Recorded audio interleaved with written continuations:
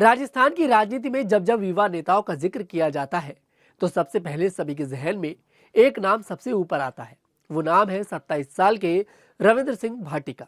रविंद्र सिंह भाटी ने बड़ी कम उम्र में वो मुकाम हासिल कर लिया जो शायद लोगों को हासिल करने में वर्षों लग जाते हैं। तो आइए आज के हमारे इस खास कार्यक्रम कौन है में बताते हैं कि आखिरकार कौन है रविंद्र सिंह भाटी। नमस्कार, द न्यूज़ 15 देख रहे हैं आप। मैं हूं आपके साथ तनुज दीक्षित।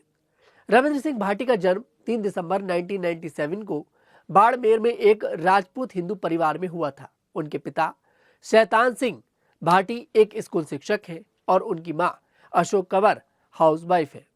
भाटी ने जेएनयू में छात्र राजनीति के माध्यम से अपनी राजनीतिक करियर की शुरुआत की। एबीवीपी के टिकट से इनकार के बाद उन्होंने स्वतंत्र रूप से चुनाव लड़ा और जेएनयू के 57 साल के इतिहास में पहले स्वतंत्र छात्र संघ अध्यक्ष के रूप में जीत हासिल की। इसी दौरान वो चर्चा में आए। अपने कार्यकाल के दौरान उन्होंने कई छात्र चिंताओं को प्राथमिकता दी, जिसमें कोविड-19 महामारी के बीच फीस मुद्दा शामिल था। इसके लिए वह कई बार जेल भी गए। छात्र राजनीति से बाहर निकलते ही भाटी ने बड़े लेवल की पॉलिटिक्स की शुरुआत कर दी। उन्होंने भाजपा से विधानसभा का टिकट मांगा, पार्टी में शामिल हुए। टिकट नहीं मिला तो 9 दिन के भीतर ही भाजपा छोड़ दी। फिर उन्होंने शिव विधानसभा सीट से निर्दलीय चुनाव लड़ा और जीत हासिल की। उन्होंने 3,950 वोटों से एक अन्य निर्दलीय प्रत्याशी को चुनाव हराया। भाजपा इस सीट पर चौथे नंबर पर रही। फिलहाल वे अभी शिव विधानसभा सीट से विधायक है।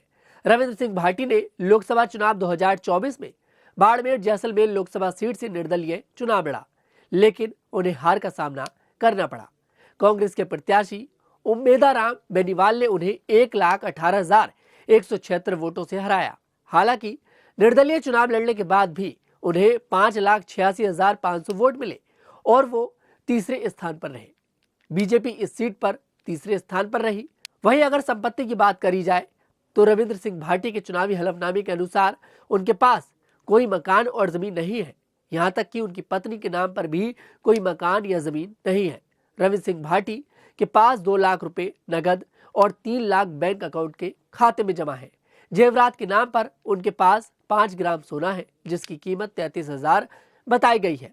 उनके पास कोई अचल संपत्ति नहीं है। रविंद्र सिंह भाटी के हलफनामे के अनुसार रविंद्र सिंह भाटी से ज्यादा संपत्ति उनकी पत्नी धरिष्ठा कंवर के पास है। पत्नी धरिष्ठा कंवर के पास 27,16,000 रुपए चल संपत्ति है, जिसमें 20,83,000 के 300 ग्राम सोने के जेवरात और 1 लाख रुपए नगद है।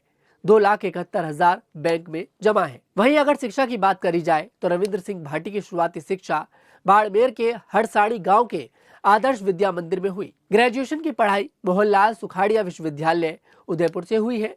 ग्रेजुएशन की पढ़ाई पूरी करने के बाद इन्होंने जय नारायण व्यास यूनिवर्सिटी जोधपुर से LLB की पढ़ाई की है। ऐसे में कहीं ना कहीं रविंद्र सिंह भाटी का जो जीवन की शुरुआत है और जिस तरह से धीरे धीरे कर कर उन्होंने राजनीति में एक लेवल बनाया, कहीं ना कहीं लोगों के लिए प्रेरणादायक है। यहाँ पर जो लोग 27 साल की उम्र में राजनीति में एंट्री कर पाते हैं, यहाँ पर अपने कॉलेज के दिनों से ही यहाँ पर रविंद्र सिंह भाटी ने राजनीति में एंट्री कर ली थी और यहाँ पर शिव विधानसभा सीट से जब उन्होंने निर्दलीय चुनाव लड़ा और जीत हासिल करी तो कहीं ना कहीं बीजेपी, कांग्रेस जैसी बड़ी बड़ी पार्टियों को टक्कर दी। वो पार्टियां जो नेशनल लेवल की पार्टियां हैं और एक निर्दलीय प्रत्याशी ने उनको हरा दिया। लोकसभा चुनाव में भी उन्हें देखिए, उन्होंने निर्दलीय चुनाव लड़ा था और तकरीबन यहाँ पर उन्हें 5.5 लाख वोट मिलते नजर आए। ये वही रविंद्र सिंह भाटी हैं जिन्होंने शिव विधानसभा सीट पर जब चुनाव हुआ था तब प्रधानमंत्री मोदी से लेकर तमाम बड़े बड़े केंद्रीय मंत्री इस सीट पर चुनाव प्रचार करने के लिए आए थे, लेकिन उन सभी के चुनाव प्रचार पूरी तरह से फेल होते नजर आए और बड़ी अच्छी शुरुआत यहाँ पर रविंद्र सिंह भाटी ने अपनी राजनीतिक करियर की करी। खैर, आपको क्या लगता है कमेंट सेक्शन में जरूर बताइएगा। अगर आपको हमारा वीडियो पसंद है, हमारे वीडियो को लाइक करें, शेयर करें और हमारे चैनल को जरूर सब्सक्राइब करें।